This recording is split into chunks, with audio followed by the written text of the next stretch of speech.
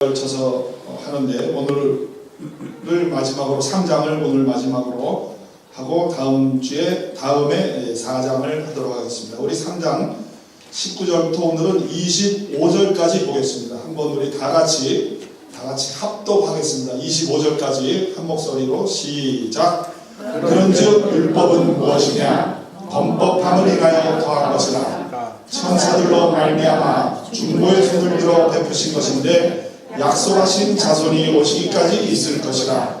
중보는 한 명만 위한 자가 아니라 오직 하나님은 하나이시니라. 그러면 율법이 하나님의 약속들을 거스르느냐? 결코 그럴 수 없느니라. 만일 능히 살게 하는 율법을 주셨다면 의가 반드시 율법으로 말미암았으리라. 그러나 성령이 모든 것을 죄 아래 가두었으니 이는 예수 그리스도를 믿음으로 말미암은 약속을 믿는 자들에게 주여 함이니라. 믿음이 오기 전에 우리가 율법 아래 매인바 되고 계시될 믿음의 때까지 갇혔느니라. 이같이 율법이 우리를 그리스도에게로 인도하는 몽학선생이 되어 우리로 하여금 믿음으로 말미암아 의롭다함을 얻게 하려 함이니라. 믿음이 온 후로는 우리가 몽학선생 아래 있지 아니하도다. 아멘. 이해가 가십니까? 이게 잘 이해가 안 되기 때문에 제가 여기 서 있는 거죠. 그죠? 그동안 메시지를 잘 들으신 분은 어느 정도 이해가 갈 거예요. 우리 19절부터 다시 봅니다. 한 절 한 절 보고 제가 설명을 하겠습니다. 19절. 그런즉 율법은 무엇이냐? 범법함을 인하여 더한 것이라. 자, 그 앞에 부분만 19절 앞에 부분만 봅니다. 그런즉 율법은 무엇이냐? 범법함을 인하여 더한 것이다. 죄를 지었기 때문에 더해진 것이다, 그 뜻이에요. 애드한 거, 더했다는 얘기예요. 자, 우리 실제 우리 삶 속의 예를 들어봅니다. 우리 요즘에 김영란 법이라는 거 아십니까? 이게 무슨 법이냐면 자기의 업무와 상관없이 자기 업무와 관련이 돼서 뇌물을 받으면 그것을 법적으로 구속을 하고 그 사람을 처벌하는 법이 있습니다. 예를 들면 우리 선생님이 이거 꺼주세요. 선생님이 학생을 가르쳐요. 학생을 가르치는데 이 부모가 선생님에게 너무 감사하니까 촌지라는 걸 드리죠. 처음에는 참 좋은 의미로 정말 감사하는 마음으로, 스승에게 감사하는 마음으로, 자기 자녀를 돌봐주는 선생님에게 정말 좋은 뜻으로 봉투를 조금씩 드리거나 아니면 식사 대접을 하거나 했어요. 잘못된 거 아니죠? 그거 잘못됐다고 생각합니까? 잘못된 게 아니에요. 그런데 이런 좋은 취지가 세월이 흐르면서 욕심이 들어가가지고 이제는 내 자녀만 잘 봐주길 바라고, 내 자녀만 최우선으로 잘 봐주길 바라고 뭔가 욕심이 들어가서 선생님에게 촌지를 주는 게 너무나 그 봉투 속에 큰 금액을 넣거나 또는 이 식사 대접인데 이거는 식사 대접이라고 생각이 들지 않을 정도로 너무나 정말 상다리 부러지게 정말 큰 금액을 들여서 대접을 합니다. 그러니까 이러다가 점점 그것이 심해지니까 사회 악이 돼버려서 법이 제정이 된 거예요. 법이 제정이 돼서 이제 그게 뇌물까지 되고 하니까 법이 제정이 돼서 뇌물을 주고받지 말라. 촌지가 뇌물이 된 거예요. 그러니까 법으로서 맞고 또 맞고 했는데 또 잘 안 지켜지는 거예요. 우리 잘 알죠? 우리 뉴스에 너무 많이 나오죠. 그래서 자기 업무와 관련이 돼서 뇌물을 받으면 법적으로 처벌을 받는데 김영란법이라는 것은요, 뇌물과 상관없이 자기 업무와 상관없이 100만 원 이상을 받거나 100만 원에 상응하는 대접을 받거나 그러면은 업무와 상관이 없을지라도 그걸 뇌물로 간주해서 처벌을 하겠다는 법이 김영란법이에요. 뿐만 아니라 내가 만약에 회사든 내가 선생님이라면 내 선생님인데 내 와이프 그 사모가, 선생님의 와이프가 선생님 대신에 100만 원을 받거나 그 똑같은 그런 뇌물 같은 거를 대접을 받으면 업무와 상관이 없어도 자기 와이프가 받아도 자기 자녀가 받아도 처벌을 하겠다라는 법이 김영란법이에요. 지금 자꾸 뭔가 더해지고 있죠. 그 더해지는 것이 법으로 정말 제재를 가하지만 그 제재를 가해서 더 잘하고자, 살아나고자, 사회의 생명을 불어넣고자 그렇게 하는 거예요. 그러나 그렇게 해서 사회가 생명이 들어가고 살아나는 것이 아니라 하나님의 말씀에서는 로마서 3장 20절에 기록하기를 율법으로는, 법으로는 죄를 깨달을 뿐이지 법으로는 사람을 이렇게 생명을 넣고 살아나게 하고 그렇게 하지 못한다. 이게 하나님의 방법이에요. 지금 우리 사회에서 일어나고 있어요. 현실로. 법으로는 정말 사람들을 못 바꾸는구나. 살아나게 하지 못하는구나. 자꾸 인간들은 사회에서 법을 더해서 더해서 뭔가 살아나려고 하고 잘해보자고 하지만 점점 심한 법을 제정을 하지만 법으로는 사람을 살려낼 수가 없다라고 말하는 것이 하나님의 말씀입니다. 그래서 율법은 우리 19절 다시 펴보세요. 19절. 그래서 율법은 율법은 무엇이냐? 범법함을 인하여 더한 것이다. 자꾸 죄를 지으니까 더해진 것이다 그 뜻이에요.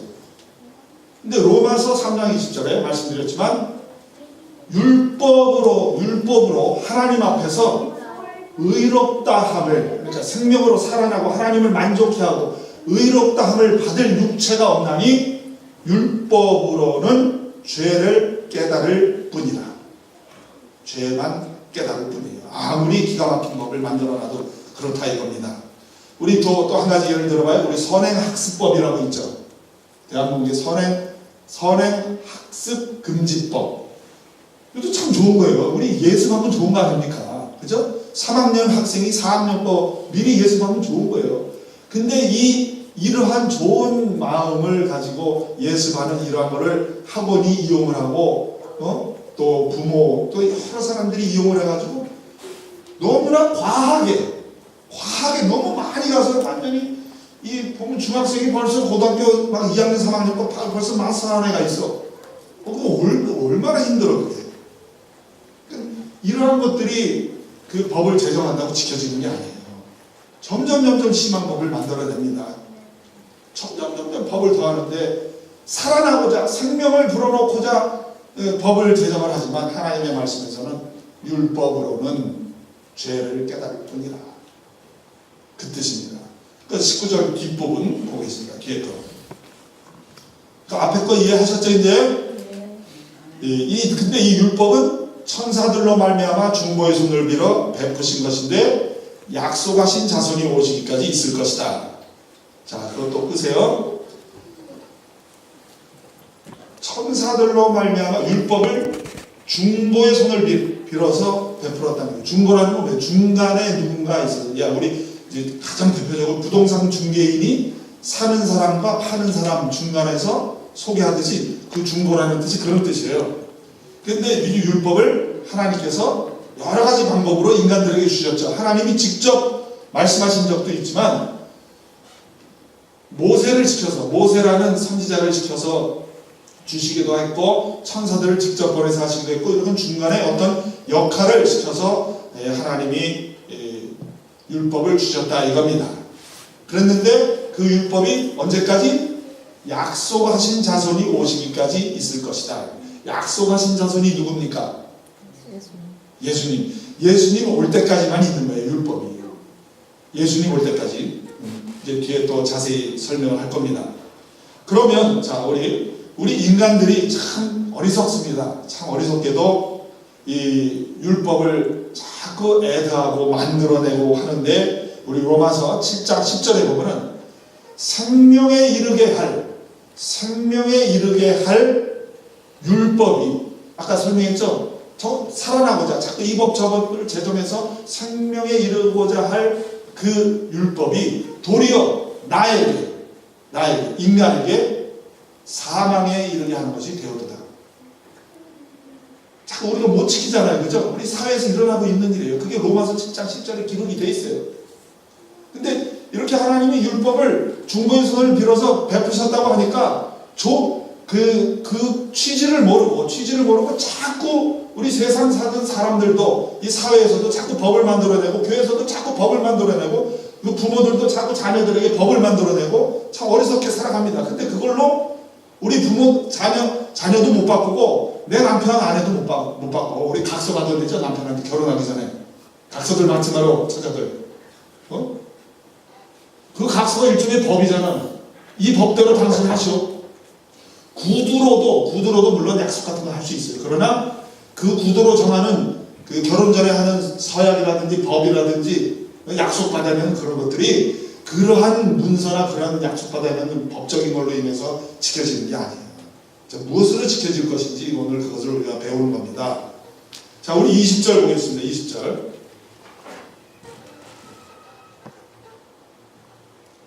자, 율법은 약속하신 자손이 오시기까지 있는 거예요. 약속하신 자손이 오면 그러면은 끝난 거예요.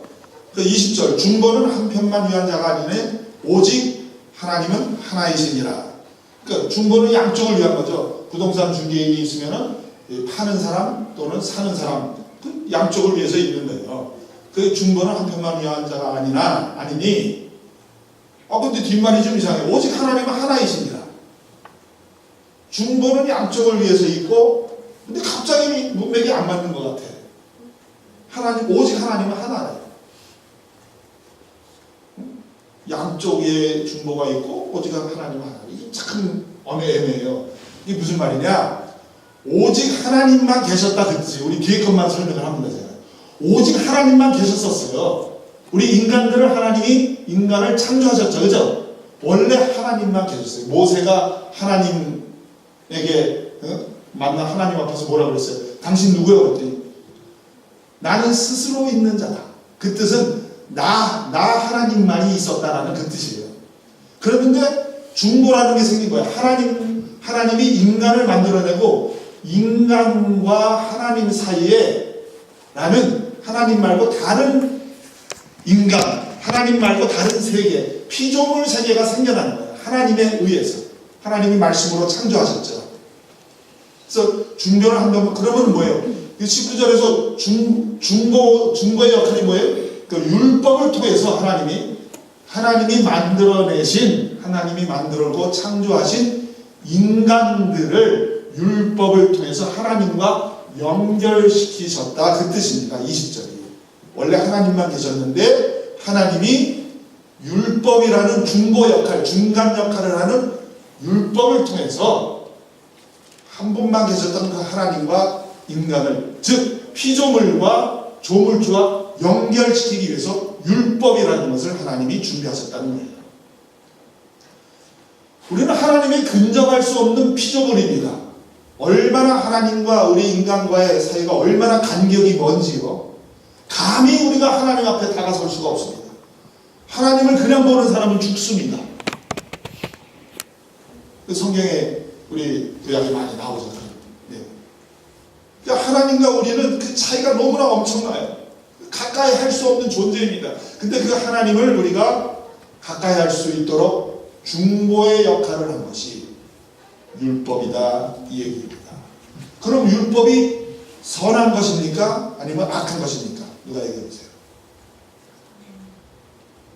하나님만 선하시죠? 하나님에게 선한 하나님에게 우리가 다가가기 때문에 율법은 선한 거예요.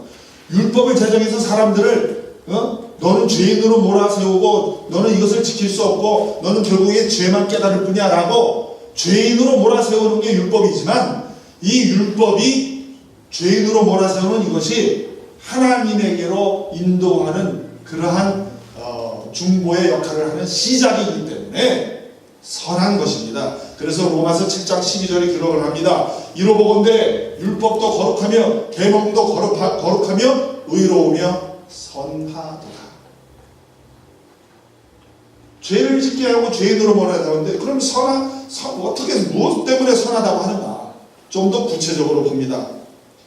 우리가 죄인으로 판명이 되면요, 그때야 비로소 죄를 해결하신, 우리 십자가에서 예수님이 죄를 해결하신 그 예수님이 그때야 비로소 보이기 시작하는 것이죠. 우리 사막에 어떤 사람이 사막을 걸어갑니다. 하루 이틀 막 갈증을 막 내면서 사막을 걸어가는데 자동차는 안 지나가. 근데 자동차가 지나가는 거예요. 그러면서 자동차 지나가니까 어떡할 거예요? 자동차를 태워달라고 할 거 아니에요. 그러니까 뭔가 차가 필요한 사람이기 때문에 차가 보이는 거예요. 근데 자동차가 가다가 가스가 떨어졌어요. 가스 스테이션이 안 나와. 근데 저 멀리 가스 스테이션이 다행히 하나가 보이기 시작한 거예요. 그러니까 가스가 떨어지니까 가스 스테이션이 지금 보이기 시작한 거예요. 배가 고파봐야 앞에 밥이 놓인 게 보이기 시작하는 거예요. 그러니까 내가 죄인임을 깨달아야 죄를 해결하신 예수님이 그때야 비로소 보이기 시작한다 이겁니다. 아멘. 그래 율법이 얼마나 선해요. 죄인임을 깨닫게 했습니까? 그러니까 율법이 선하도다라고 말씀은 그러고 하고 있는 거예요. 아멘. 우리 홈리스가 있어요. 홈리스가 집 없는 사람이 있습니다. 집을 자기가 살고 싶은 공간이 필요해요. 이 홈리스에게 근데 누군가가 집을 공짜로 주겠대. 그리고 이 홈리스에게 공짜로 집을 줄 사람을 누군가가 데려다가 인도에다가 이 사람이 이 홈리스 당신에게 집을 지금 공짜로 줄 사람이야. 우선 누군가가 소개를 해주는 거야. 그 소개해주는 사람이 얼마나 감사해요. 그죠? 우리 인생들이 집 없는 나그네지요. 우리의 집은 하늘나라입니다. 그죠? 예수님을 영접해서 우리가 영원히 살 집으로 가는 거예요. 그 율법의 역할이 우리를 영원한 집으로 인도하는, 홈리스들을 영원한 집으로 인도하는 그런 역할을 하기 때문에 율법은 선한 것입니다. 그래서 21절이 말하기를 보세요. 21절. 그러면 율법이 하나님의 약속들을 거스리느냐? 결코 그럴 수 없느니라. 거스린다는 게 뭐야? oppose, 반대한다 그 뜻이에요. 율법이 하나님을 거역하고 거스리고 역행하느냐? 그게 아니다. 결코 그럴 수 없다. 지금까지 설명한 것처럼 선한 율법이기 때문에 율법은 하나님에게로 인도하는 거기 때문에 율법은 하나님에게 인도하는 것을 도와주면 도와줬지 선한 것이지 거스르지 않는다 그 뜻이에요. 그래서 결코 그럴 수 없느니라 그런 겁니다. 그러면서 만일 능히 살게 하는 율법을 주셨다면 의가 반드시 율법으로 말미암았으리라. 그 뒷부분은 무슨 얘기냐? 아주 쉽게 제가 얘기를 하면 능히 살게 하는, 자, 능히 사는 게 뭔가요? 누가 얘기해 보세요. 능히 살게 하는 율법을 주셨다면 능히 사는 게 뭔가요? 지금까지 얘기하는 우리가 하늘나라 가는 그 구원이든지 이 땅에서 삶을 살아갈 때 우리가 정말 생명력 있게, 아까 우리 예화 들었죠? 사회에서 든 예화.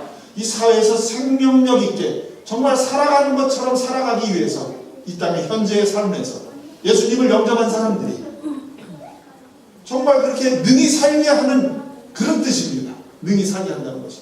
그러니까 최초로 제가 그동안 많이 강조했던 미래의 구원, 우리가 죽었을 때 하늘나라 가게 하는 그 구원을 미래의 구원이라고 그랬죠. 그리고 예수님을 영접한 예수님을 영접한 사람들이 미래의 구원을 가진 거예요. 영접한 사람들이 당장 죽은 게 아니기 때문에 이 땅에서 또 삶을 살아갈 거 아닙니까?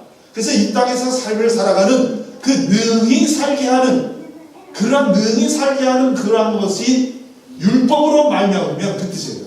지금 뒷부분이. 만일 능히 살게 하는 율법을 주셨다면, 그러니까 미래의 구원이든지 현재의 구원이든지 그 능히 살게 하는 율법으로 가능했다면 당연히 하나님이 율법으로 그렇게 하게 했을 것이다. 그러나 율법으로는 불가능하기 때문에 율법을 예수 그리스도까지만 인도하는 것까지만 하고 능히 살게 하는 어떤 방법을 주셨는데, 아까 우리가 최초에 찬양한 믿음으로 사는 그것이 바로 우리가 이 땅에서 능히 사는 방법이다라는 것을 지금 암시하면서 지금 21절 끝부분이 설명을 하고 있는 것입니다. 아멘. 이해가 되시죠? 아멘. 네.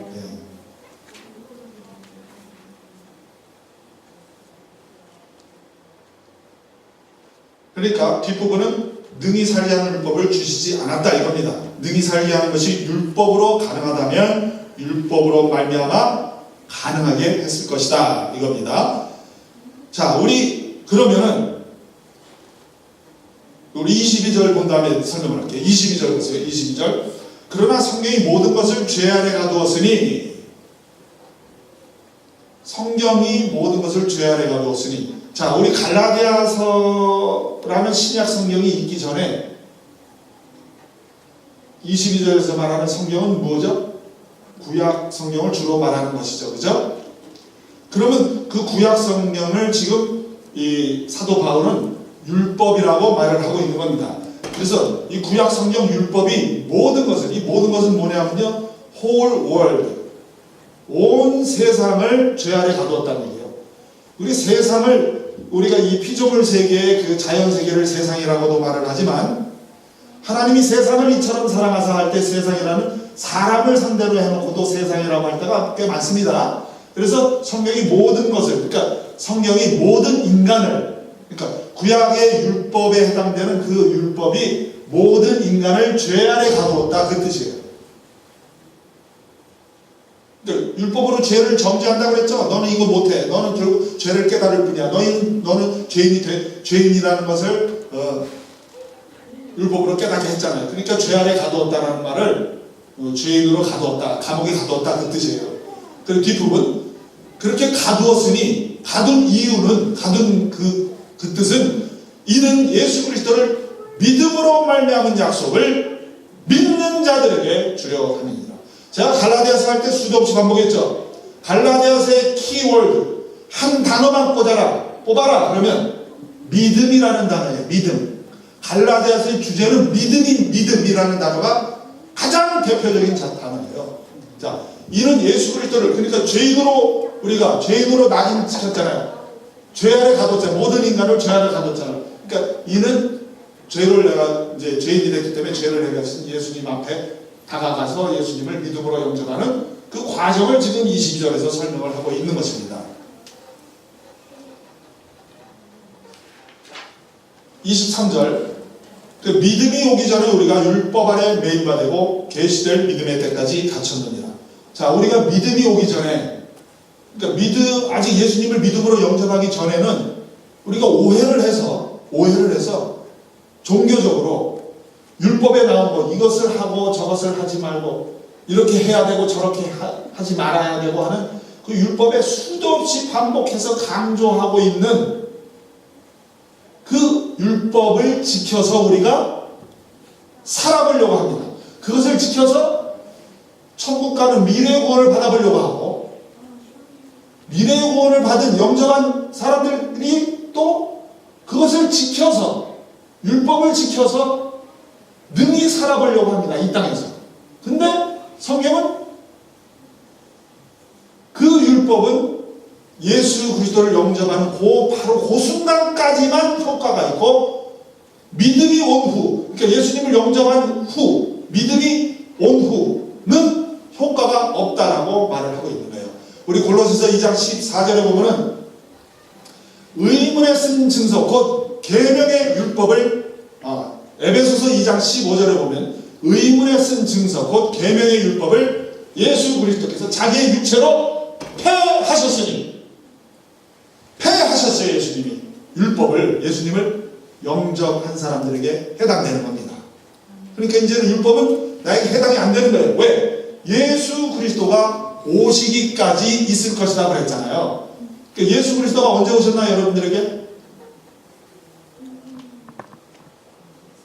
응?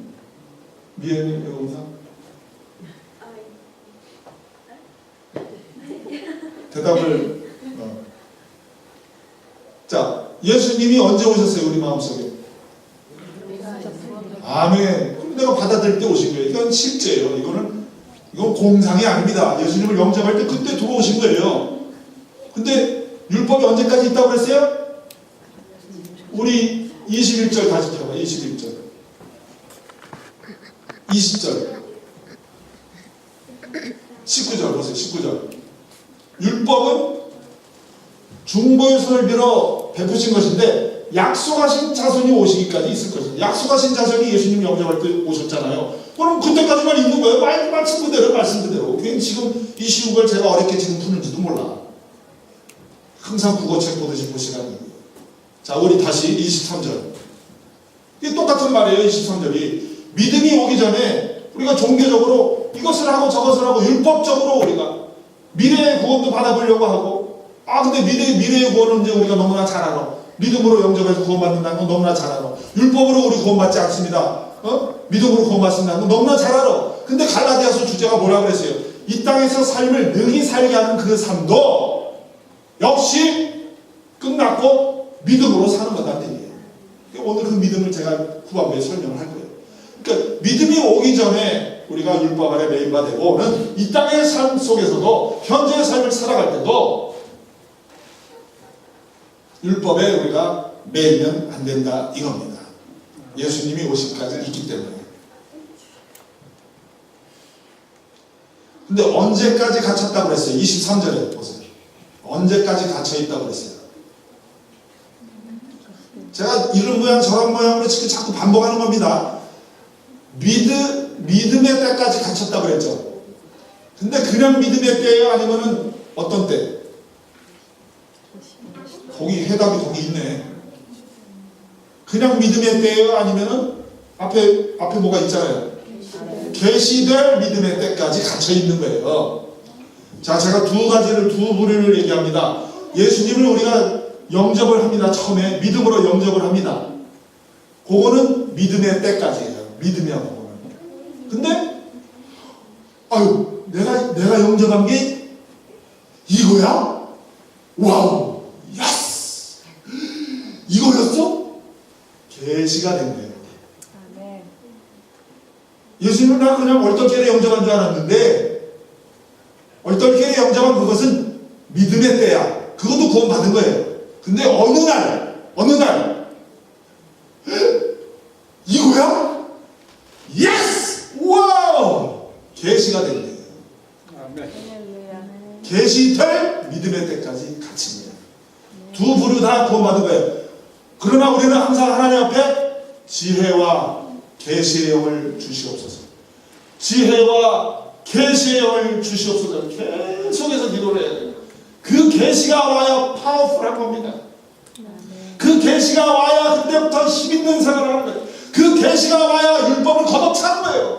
근데 단순히 예수님을 처음에 영접한 그 상태를 너무 오래 지속되다 보면요, 다시 또 율법으로 기어들어가고 자꾸 이런 말씀 저런 말씀에 속습니다. 그러나 계시가 딱 오면 그때부터 율법도 걷어차고 내가 능히 정말 이 땅에서 구원의 삶도 능히 아주 잘 살아갈 수 있다 이겁니다. 아멘. 의지를 가지고 계시를 달라고 기도를 끊임없이 하시기를 예수님의 이름으로 축원합니다. 아멘. 자, 24절. 오늘 우리 25절까지 한다고 그랬죠? 벌써 24절에 오늘 지목사 설교 짧다. 자, 24절. 이같이 율법이 우리를 그리스도에게로 인도하는 몽학 선생이 돼요. 설명했죠? 율법이 죄인으로 낙인 찍어서 죄를 해결하신 예수님에게로 인도한 거예요. 죄인이기 때문에 죄를 해결한 예수님이 보이는 거예요. 배가 고프기 때문에 밥이 그때부터 보이는 거예요. 집이 없기 때문에 누군가 집을 공짜로 주면은 그때부터 집이 보이는 거예요. 그래서 율법이 이렇게 예수님에게로 인도하는 선생님이 되었다 이겁니다. 왜 선생님이 되었어요? 뒤에 있잖아요, 해답이. 우리로 하여금 믿음으로 말미암아 의롭다함을 얻게 하려 합니다. 의롭다는 능히 살게 하려 함이라 그 뜻이에요. 하나님을 기쁘게 하려 함이라. whatever. 그러니까 율법이 우리를 그리스도 예수에게로 인도해서 미래의 구원뿐만 아니라 이 땅의 삶도 정말 능히 살게 하려. 어떻게? 무엇으로? 믿음으로. 오늘의 주제도 오늘 주제 아까 우리 찬양했잖아요. 얼마나 감사해요. 나는 정말 율법을 지킬 수 없구나. 나는 죄인이구나. 나는 정말 무능하구나. 그러면서 정말 괴로워하다가 자기의 죄를 해결하신 예수님이 보이기 시작하면 얼마나 감사합니까? 그러면서 25절에 너무나 사도 바울이 반복해서 얘기하는 거예요. 25절에 믿음이 온 후로는 우리가 몽학 선생 아래 있지 아니하도다. 몽학 선생이 뭐예요? 두 자로 율법. 그렇죠. 이제는 우리 무학 선생이 있지 않아도 우리 19절부터 25절까지 바울이 얼마나 반복해서 합니까? 지목사가 지금 설교 못해서 반복하는 게 아니에요. 계속해서 사도 바울이 19절, 20절, 21절 얼마나 이런 모양 저런 모양으로 반복해요. 근데 지금 19절에서 25절까지만 그래요? 3장 갈라디아서 1장서부터 지금 계속해서 사도 바울이 반복해서 계속해서 하는 거예요. 지금. 깨달으라고. 아멘. 아멘. 25절 우리 다 같이 낭독합니다. 시작. 믿음이 온 후로는 우리가 몽학선생 아래 있지 아니하도다. 자, 몽학선생을 두 자 율법으로 바꿔서 다시 한번 낭독합니다. 시작. 믿음이 온 후로는 우리가 율법 아래 있지 아니하도다. 자, 이제 제가 그 믿음이 뭔지 조금 더 구체적으로 예화를 들면서 설명을 하겠습니다. 제가 인터넷에서 2007년도 조선일보 인터넷 기사에 실린 것을 제가 뽑아왔어요. 2007년도 거예요. 자, 잘 들어보십시오. 홍콩에 있는 선훈카이 그룹이라는 그룹이 있습니다. 요즘 중화권의 화상 기업들 가운데 주목받는 곳 중 하나는 홍콩 선훈카이 그룹이다. 세계 6위이자 홍콩의 최고층 건물 88층짜리 국제금융센터를 4년 전에 완공했고, 카오룽에 2009년 준공을 목표로 490m짜리 국제상업센터를 짓고 있는 부동산 재벌이다. 1972년 창업 당시 30명의 종업원에 4억 홍콩 달러로 출발한 이 회사는 지금 2만 3천 명의 직원의 자산 규모만 170억 달러가 넘는 세계 3위의 화상 기업으로 우뚝 섰다. 하지만 이 회사가 세간에 화제가 되는 이유는 따로 있다.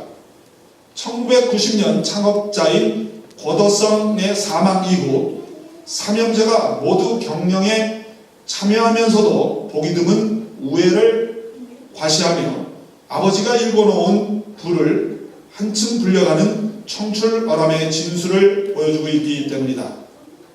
이들이 지분 다툼을 한다거나 충돌했다는 소식은 들리지 않는다.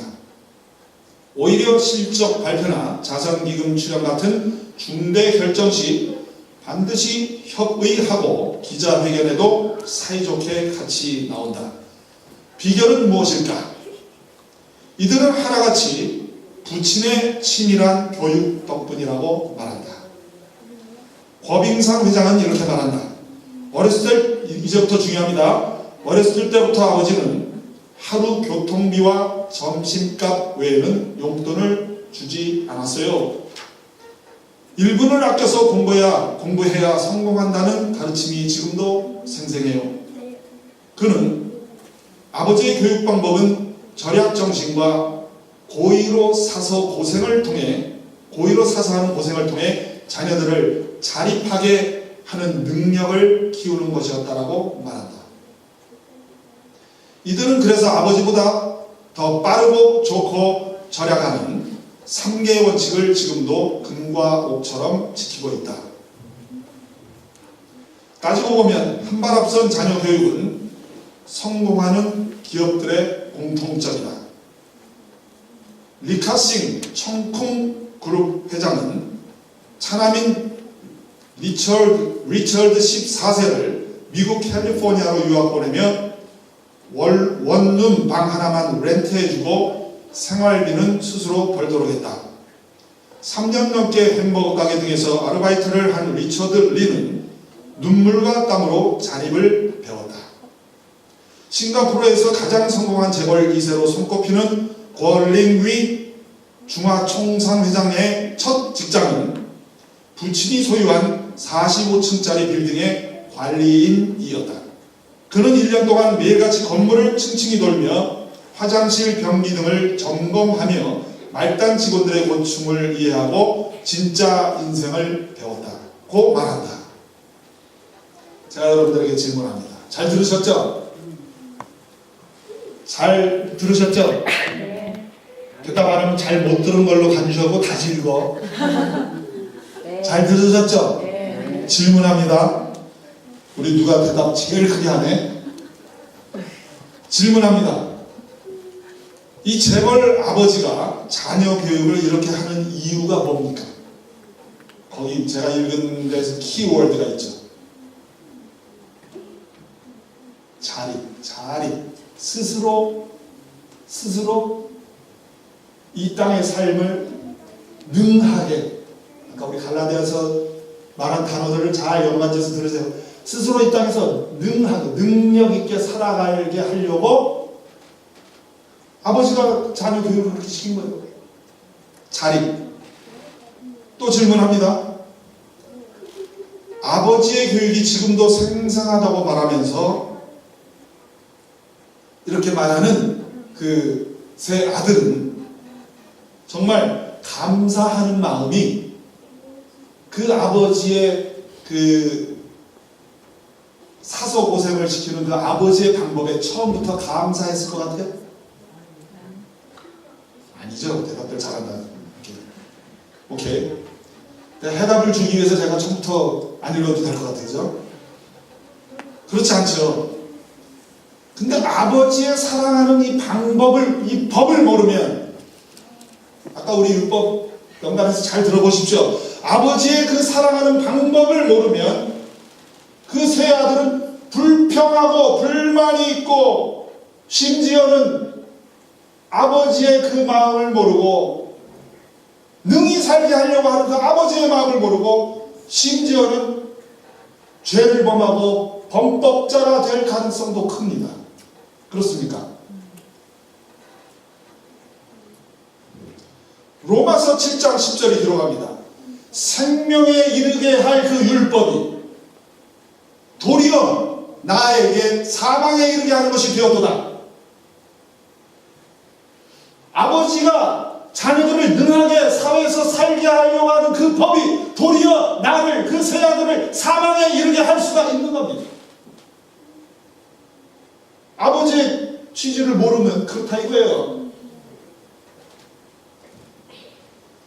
그러면서 세 아들은 어떻게 할 거예요? 아버지의 마음을 모르니까 왜 나를 이렇게 힘들게 하는 거야? 아버지 그 돈은 어떻게 할 건데?